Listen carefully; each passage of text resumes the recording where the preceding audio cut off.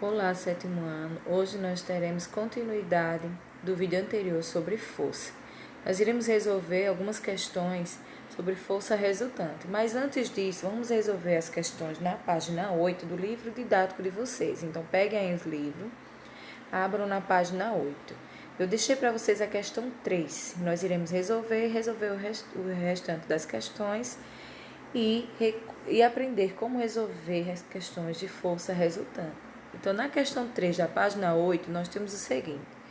No futebol, a expressão mão de alface se refere a casos em que o goleiro não mantém a mão firme ao tentar defender uma bola chutada para o gol. Em geral, isso acontece quando a bola vem em alta velocidade e ele tenta fazer a defesa com as pontas dos dedos. Em termos de força, como você poderia descrever a situação de uma bola que bate nas mãos do goleiro, mas mesmo assim entra no gol? Então, essa é a resposta aí.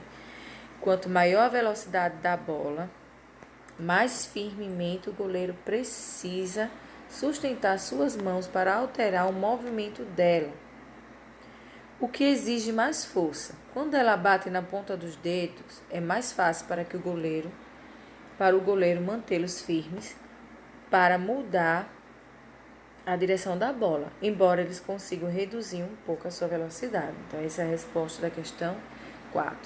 Na questão 8, nós temos aí uma imagem que representa por meio de vetores, né? Ou seja, as flechas. A força peso e a força que o cabo do lustre faz para prendê-lo no teto. Aí veja aí, essa flecha está indicando essa força. A força peso e a força que ele está fazendo para sustentar lá em cima. Então, como o lustre está parado, podemos dizer que a força resultante que age sobre ele é igual ao seu peso, igual à força do cabo que o sustenta ou igual a zero. Então, a resposta correta é a letra C, igual a zero. Porque quando a força resultante ela é zero, não há alteração na velocidade do corpo. Assim, se o lustre estava parado, ele vai permanecer parado. Por isso que a força é zero, ele está parado, não há alteração de velocidade. Por isso a resposta é a letra C. 6. O que é força resultante? Como podemos determinar força resultante com base em duas forças que agem um corpo no mesmo sentido ou em sentidos contrários? Então, o que é? A força resultante ela pode ser entendida como resultado da ação de diversas forças. Então, diversas forças e um corpo é a força resultante. Quando as forças agem no mesmo sentido, a gente soma as intensidades. Quando elas agem em sentidos contrários, subtrai essas intensidades. Então, essa força resultante, nós iremos aprender a resolver essas questões de força resultante. Vocês agora vão abrir no caderno de atividade na página 4. Vamos responder essas questões para que a gente possa lembrar e reforçar um pouco sobre força. Na questão 1, pede o seguinte: marque as alternativas abaixo com CO, quando a palavra força for utilizada no nosso dia a dia, e CI, quando ela for um contexto científico. Então, na primeira, nós temos aí a união faz a força. Então, união faz a força, CO. A gente usa no nosso cotidiano. Uma alavanca pode multiplicar a intensidade de uma força. Então, esse contexto ele é científico, vocês vão marcar C e I. Fazer essa atividade requer muita força de vontade.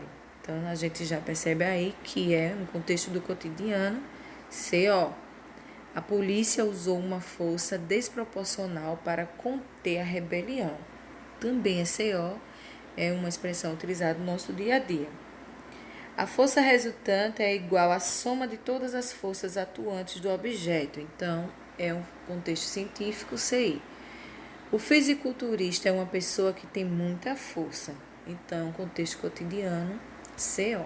Na questão 2, associa as situações representadas nas imagens e nas descrições aos tipos de forças que atuam em cada uma delas, aplicando o motivo por que está usando. Então, nós temos aí a força elástica e a força de atrito.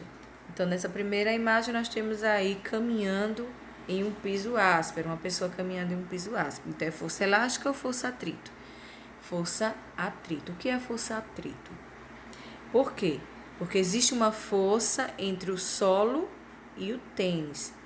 Então, a força atrito é como se fosse uma força que empurra você o contrário. Então, a gente caminha, a gente põe força para trás, mas o impulso, né, com a força atrito, a gente caminha para frente.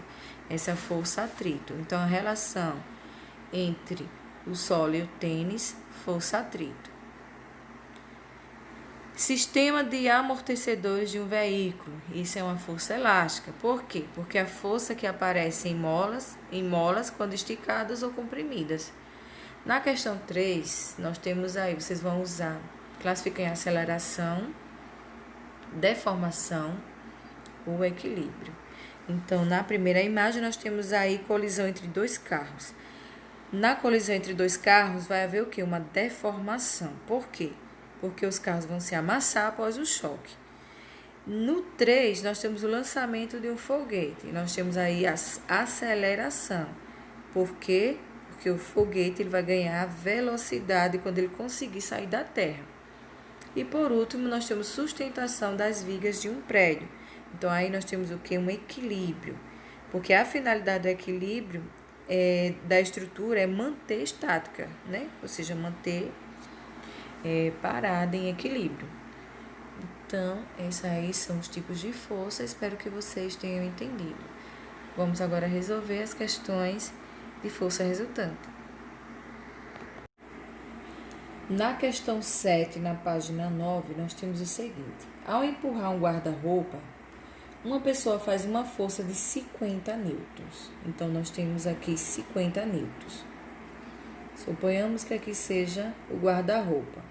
Uma pessoa faz uma força de 50 newtons.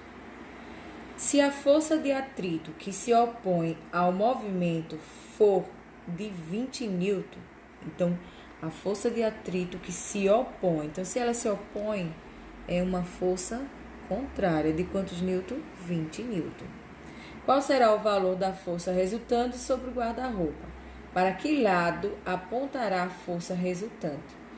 Então, nós temos aqui um corpo, é o guarda-roupa, uma força de 50 newton e uma força oposta de 20 newton. Então, se as forças são opostas, nós iremos subtrair a intensidade. Então, nós temos aqui força resultante será igual a 50 newtons menos 20. A força resultante será igual a 50 menos 20 é igual a 30 newton. Então, que sentido? No sentido em que a pessoa está aplicando a força, né? Então, vai ser no sentido que a pessoa estará aplicando a força, que é nesse sentido. Por quê? Porque é maior. Então, a resposta aqui é 30 newtons no sentido que a pessoa aplica a força. Essa é a resposta da questão 7. Na questão 8,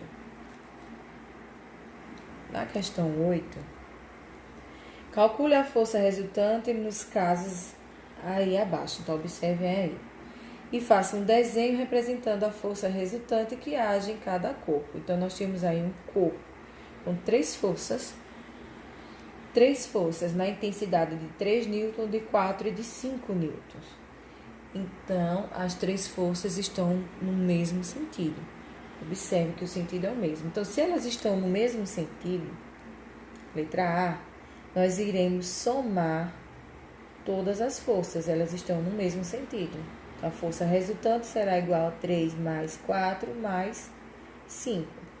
A força resultante será igual a quanto? 3 mais 4, 7. 7 mais 5, 12 newton. Então, como ficará o desenho? Então, o resultado final. Então, um corpo, a soma de todos. Então, teremos uma flecha única, porque ela tem um único sentido, né? E no final, para onde ela vai se locomover? Então, para o lado que foi aplicada a maior força. Como tem um sentido único, irá para o sentido que estava. Então, a força resultante aqui será igual a 12 newton, que seria o desenho. Na letra B, nós temos 3 forças, sendo 2 forças no mesmo lado e uma força oposta. Então, como nós iremos resolver? Nós iremos somar as forças que estão no mesmo sentido. Então, as forças que estão no mesmo sentido são 3 newton mais 5 newton. E depois subtrair com a força que está ao contrário. Lembra? Força contrária subtrai força igual, direção no mesmo sentido, soma, menos 4. Então, a força resultante será 3 mais 5, 8. 8 menos 4 será igual a 4. Então, onde está aplicado maior força? No lado direito ou no lado esquerdo? Vocês veem que no lado direito nós temos força 1 e 3, no valor de 3 e 5, que são igual a 8. No lado oposto, a força é igual a 4. Então, 8 é maior que 4. Então, a força resultante será para o lado direito. A caixa vai se mover para o lado direito, porque tem maior intensidade. E essa força resultante será igual a 4 newton. Então, vocês acabaram de ver como se calcula a força resultante. Não é tão difícil. É só observar a posição das setas. Então, só relembrando, quando as setas estiverem no mesmo sentido, nós iremos somar essas forças que estão no mesmo sentido. Se a seta estiver em sentido contrário, subtrai. Então, para ver se vocês realmente entenderam, vocês vão no caderno de atividade, vocês vão responder a questão 4 e a questão 5 da página 6. Então, no caderno de atividade, a questão 4 e a questão 5. Vocês vão responder, vão enviar a mim, para que eu possa observar se vocês entenderam. Então, espero que vocês entenderam. Qualquer dúvida, é só chamar no WhatsApp. Até o próximo vídeo.